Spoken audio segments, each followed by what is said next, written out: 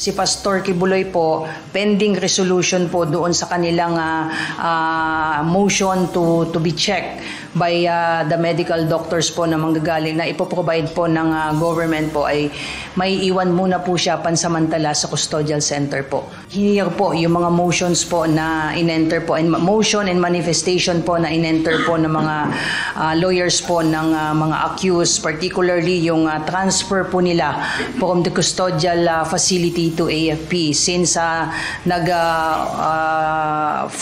nagsubmit na rin po ng formal reply po ang AFP objecting doon sa motion po nila na i-transfer po from AFP and PNP. So dininay na po ng court yon.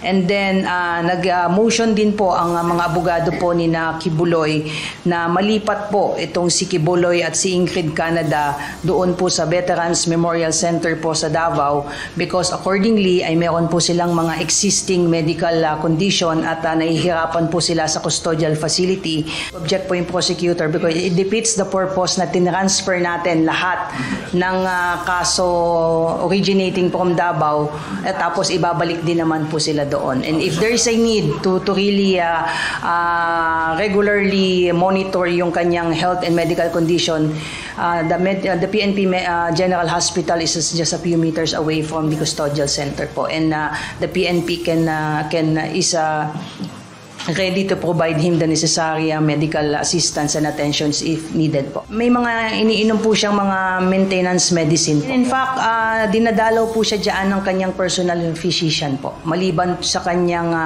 spiritual advisor po, I understand ay nadalaw na rin po siya ng kanyang personal physician po. Yes po, nandyan naman po. At saka yung mismong custodial po ay may dedicated po na nurse na nakabantay po doon sa not only him, but available po yung services po ng mga nurses po diyan, lahat po ng mga detainees po. So may mga regular po silang is-check up, particularly those with the existing medical conditions po.